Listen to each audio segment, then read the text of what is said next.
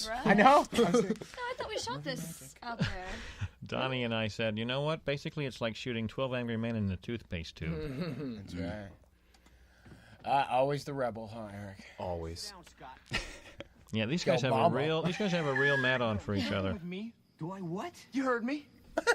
We don't have time for bullshit, Scotty. Go sit down.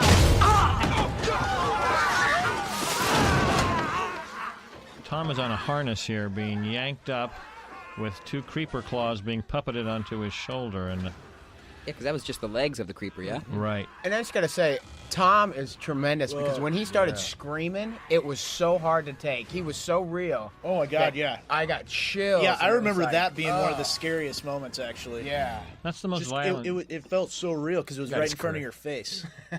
The and faces to the window is so great. I know, it's funny.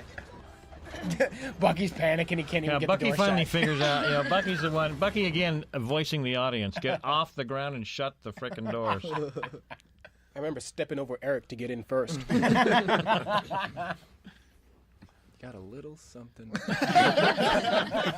Not so much there, But here, there, but there. but all over here. Yeah, now put it in your hair. Another good one, Victor. Yeah, Close the windows quickly.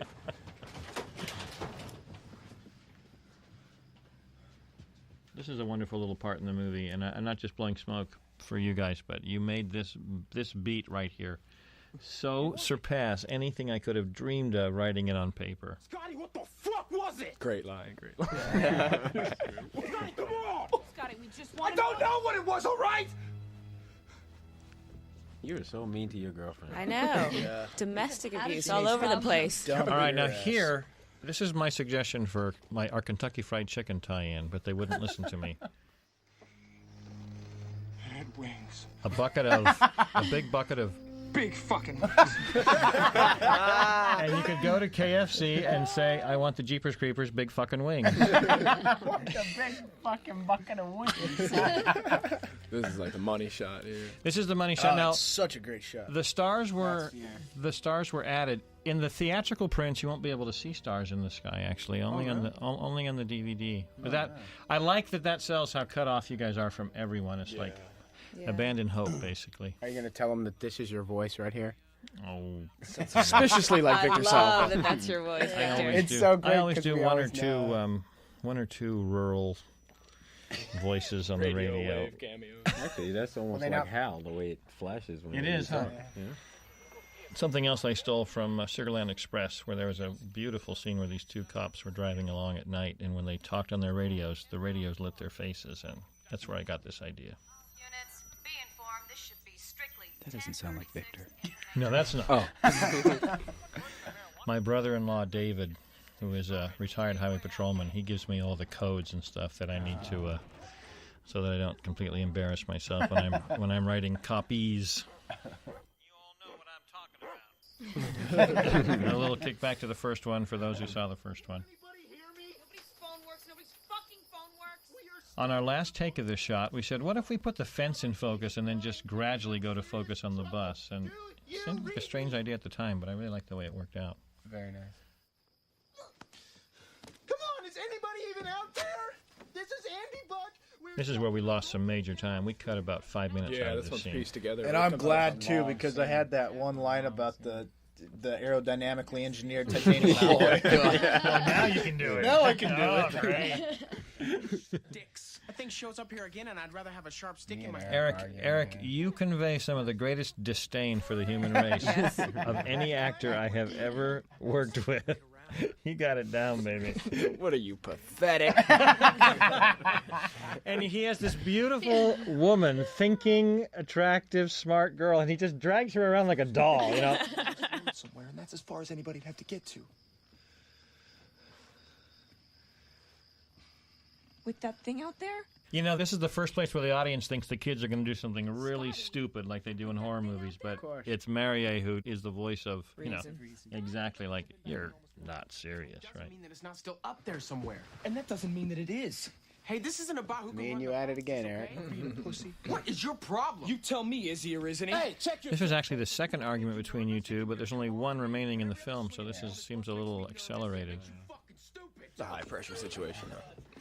Now I gotta say that I kept telling him to slam me a little harder, and then the last time he slammed me, we broke the bar. That's right. He broke the bar right off the bus floor. And I was like, okay, that was probably good. You had padding in your back too. Yeah, though. oh God, yeah, dude. As he was really choking me. That was a good John Woo moment, the way he whipped around like that. What? Big K, introduced by name. I'll whip everybody's ass on that bus. Why do I think you want to call me something else? Huh? There's a great oh shit in that little inhale there, Eric. Because I don't think you get I can see you thinking it, whether you say it or not. That's right. I read minds. What was he gonna call you, I wonder? I think I promised to give you one more take on this, Nikki, but I liked this take so much, and when I said that's it, moving on, I saw a look of disappointment in your face, like, hey, you said I would get one more. I was saving the best. Yeah, well, I'm actually glad that you did too, because I think I wanted to go a little further, and I think it would have been a little bit too much at this moment, because I understand, because you want to modulate your yeah, performance, exactly. right? And I remember Mario standing there beside me going, it's great, she's behind the monitor. So I felt fine. Oh boy. That's so funny. It is. It's really funny for some reason. And Victor, the difference between the creeper and the first and the second, his skin, what was the... he's more he's very wet black this time? and wet. He's black and wet. He's very slimy, Victor. That was so. I remember those jumps too. Like those were the most fun too. When we had to like go down underneath the seats. Yeah. It's great when you have something to react to. You know? Yeah. Absolutely. Oh yeah. And I had to say that that night that we were doing this, it was so hot, and Breck was such a trooper, man. He was out there hanging on the side of the bus for like 2 hours. And he's actually making that weird gargling, sniffling noise himself, which is just amazing to me.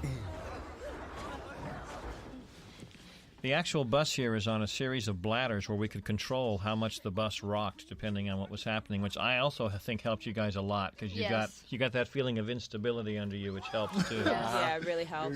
Or that time when the one blew out. Yeah. Oh yeah, that's right. Here is the favorite.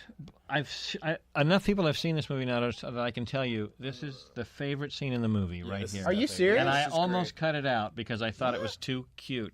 Right. People I wouldn't have love thought this. that. The slow push on everybody right here when we all back away and seeing which one he's looking at is just perfect. And it's so nasty. Yeah, it is. With the light and everything, it gets a real eerie feeling to it. I love this little push in on Eric there. It's just like a smell freak, man. Freak. I think that is the best description of the creeper that can be.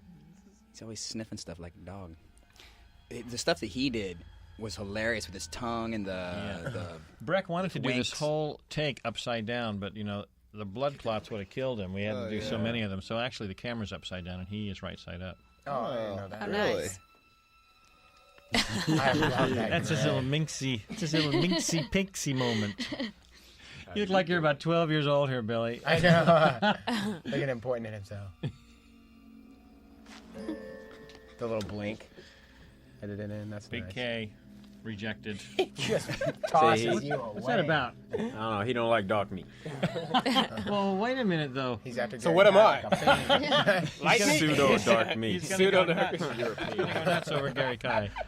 So, even though it's never discussed in the script, Gary Kai, did you figure out for yourself what part of you he was just so crazy about that it made him go crazy like Yeah, that? I have a big 9. heart.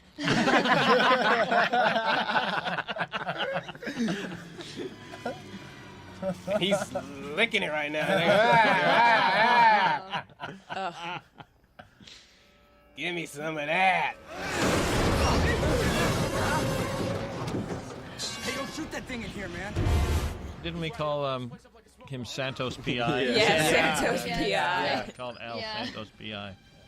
Al held it like he had been holding a gun like a police officer for like 13 years. Now watch Like he'd Eric been on here. the force. This is the Harrison Ford shot. Look at Eric. Oh yeah, no, that's a great Future line. action actually. hero. Yeah, Future that's a action great hero. Line.